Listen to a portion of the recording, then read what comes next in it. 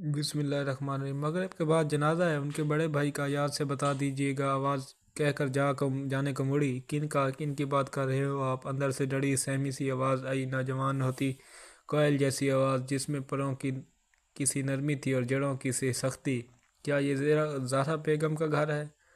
زہرا بیگم نہیں، Zahra be be, اس کا ہی گھر ہے، لیکن آپ کس کی بات کر رہے ہیں؟ اماں کا تو کوئی بھائی نہیں، وہ تو والدین کی اکلوتی بیٹی تھی۔ آپ کو یقیناً کوئی غلط فہمی ہوئی۔ تو اندر سے آنے والی جوان آواز اس کی بیٹی کی تھی۔ بتانے والے نے چند ہی لمحوں کے لیے ساری صورتحال پر غور کیا۔ کیا اسے آگے کچھ بولنا چاہیے؟ مجھے کوئی غلط فہمی نہیں ہو رہی، میں ان کے بڑے بھائی کی بات کر رہا ہوں۔ آج صبح فجر کے وقت ان کا انتقال ہو گیا، مغرب کے بعد جنازہ ہے۔ آپ بس اتنا کہہ دیجیے گا، زہرا بیگم آئیں تو انہیں یہ پیغام دیجیے گا۔ اچھا، تسبب میں کہا گیا۔ پھر جلدی سے اگلا سوال پوچھ لیا، پتہ کیا ہے کس جگہ ہے جنازہ؟ اس نے سوال باہر سے خاموشی سے بڑھ کر سناٹا چھا گیا، جیسے پیغام دینے والا سرے سے وہاں موجود ہی نہیں۔ کس جگہ ہے جنازہ؟ سارا کو پھر سوال دہرانا پڑا۔ ہیرا منڈی، آدمی نے جتنی ہلکی آواز سے کہا اتنی ہی تیز آواز سے 2.5 مرلے کا ٹوٹا پھوٹا گھر اس کے وجود کے اوپر آ گرا۔ اماں آئی اور اس روز سبزی کو تخت پر رکھا اور اپنے پرانے برقعے کی گرہ کھولنے لگی۔ زہرا بیگم، سارا نے دروازہ بند کر کے پلٹ کر کہا۔ ماں نے مڑ کر اپنی کوہ جنی کو دیکھا، جس کا لہجہ آج اس کوہ کا اندازہ نہ لیے ہوئے تھا۔ تیری کوئی بھائی بھی ہے اماں؟ ماں کو چپ لگ گئی۔ میں نے پوچھا، تیرا کوئی بھائی ہے؟ آواز کٹاری کی طرح تیز تھی۔ کیا ہو گیا سارا؟ تجھے پتہ تو ہے میں اپنے والدین کی اکلوتی تھی۔ تو پھر وہ کون تھا جو ہیرا منڈی میں مر گیا؟ ماں کے چہرے پر سارے سفید رنگ کا کافوری پڑ گئے۔ کس نے کہا تو اسے؟ ایک آدمی آیا تھا، کہنے لگا زہرا بیگم آئے تو یہ پیغام دے دینا۔ بیگم پر خاص زور دے کر کہا تھا اس نے۔ بوڑھی ماں کو پہلے تو یقین ہی نہ آیا، پھر جب یقین آیا تو تیزی سے پلٹی، دروازے کی طرف آنسو ملی آواز میں چلائی، ویرے!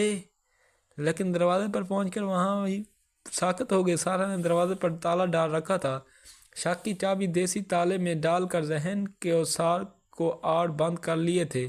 اب زنگ جو اترا تھا تو خون کا ذرا ذرا پھر پھرا رہا تھا۔ کیا تھی تم ماں؟ کیا ہے تم؟ اتنا تو بڑا دھوکہ، اتنا بڑا فریب! تو طویف زادی ہے۔ اسے اس بات کی پرواہ نہیں تھی کہ وہ اس طویف زادی کا بھائی آج مر گیا، وہ بس یہ سوچ رہی تھی کہ اس کی عزت کا جنازہ نکل گیا۔ بول اماں۔ ہاں، ماں نے اعتراف کیا، کر لیا۔ وہ سالوں سے چھپاتی آ رہی تھی مجھ سے۔ کیوں چھپایا تو نے یہ سب؟ میں ایک گندا خون ہوں، چھی! گھن آ رہی ہے مجھے خود سے اور تجھ سے بھی۔ وہ یہ کہہ نہ سکی، اس لیے اس کا اشارہ صرف اس کے لہجے کی طرف تھا۔ کیا فرق پڑتا ہے، میرا خون تو اب بھی وہی ہے نا، بازاری۔ اچھا، اب تجھے پتہ چل ہی گیا تو مجھے جانے دے۔ کہاں؟ اس کے سامنے آ کھڑی ہوئی، اپنے بھائی کی میت پر۔ کل تک تو تیرا کوئی بھائی نہیں تھا، کہاں نہ جھوٹ بولتی رہی میں۔ پھر اس نے جھوٹ کو اب اپنی زندگی سمجھ لے۔ میری زندگی میں تو وہاں نہیں جانے سے رہی۔ ایسے کیوں کہہ رہی ہے سارا؟ وہ تو میرا بھائی نہیں، میرا باپ تھا، پالا ہے اس نے مجھے۔ پھر سوچ لے، پالنے والے کے پاس جانا ہے یا اس کے پاس جسے تو نے پالا؟ تو چاہتی ہے میں تجھے اس بدنام محلے میں جانے دوں؟ میں منہ لپیٹ کر چلی جاؤں گی، منہ لپیٹ کر جائے گی۔ یہاں عزت دفن ہو جائے گی تیرے بھائی کے ساتھ ساتھ میری اور میرے غیرت مند باپ کی۔ دیکھ اماں، تو نے اسے سالوں سے نہیں دیکھا، نہ ہی تو ملی اس سے۔ تو سمجھ، اب ہے ہی نہیں وہ۔ کیسے نہیں ہے وہ؟ میں ملی نہیں، لیکن وہ میرے دل میں زندہ ہے۔ سمجھ، اب اندر بھی مر گیا۔ دیکھ اماں، میں تجھ سے اب اس بابت کچھ نہیں پوچھوں گی تو کیا ہے، کبھی طعنہ نہیں دوں گی، لیکن اب اس مرے ہوئے کے پاس نہ جا۔ سارا، وہ میرا باپ تھا، مجھے اپنی ماں سے بڑھ کر پیارا ہے وہ۔ مجھے اس کا آخری بار دیدار تو کرنے دے۔ اچھا چلی جانا، قبرستان چلی جانا، وہاں جا کر چہرہ دیکھ لینا اس کا۔ قبرستان جا کر جب اس کا جنازہ پڑھا جا چکا ہوگا، اس کے بعد کیسے دیکھوں گی اس کا چہرہ، کیسے بے رحمتی کروں گی اس کے چہرے کی۔ میں نے تو آج تک اس کے آگے کبھی اونچی آواز میں بات نہیں کی۔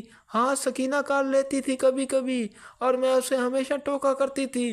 روتی ماں نے ماضی میں جا کھوئی۔ بڑا مان تھا بھائی کو مجھ پر، میری محبت پر، اپنی محبت کی قدر پر، اور میں اکثر سوچتی ہوں جو مان بھائی کو مجھ پر کیا، میں کیا ساری عمر نبھا پاؤں گی؟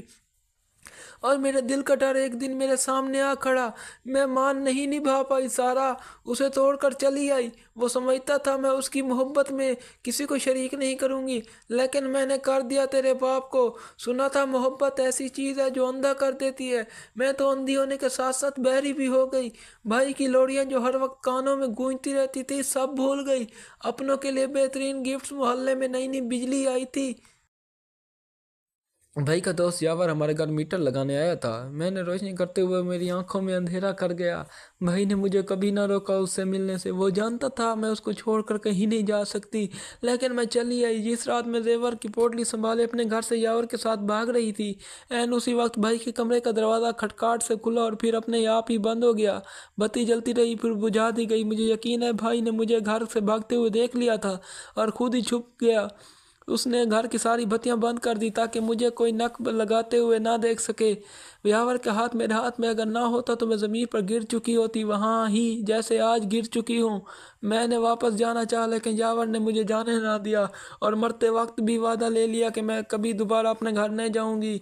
अब क्यों वो वादा तोड़ रही है? क्योंकि मैं खुद टूट चुकी हूँ। यावर ने भाई की ज़िंदगी में वादा लिया था, अब तो वो मर चुका है। हाय, कैसे कैसे एहसान कर गया उसके साथ, उसके घर पे।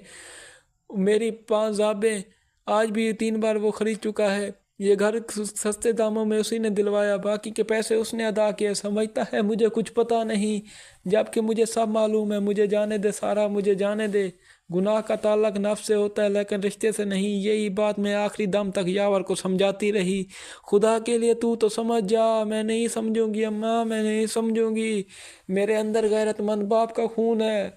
मैं तुझे कैसे जाने दे सकती हूँ? इस बात की लाज रख ले, हमारी गुर्बत को वो कितनी बार खरीद चुका है।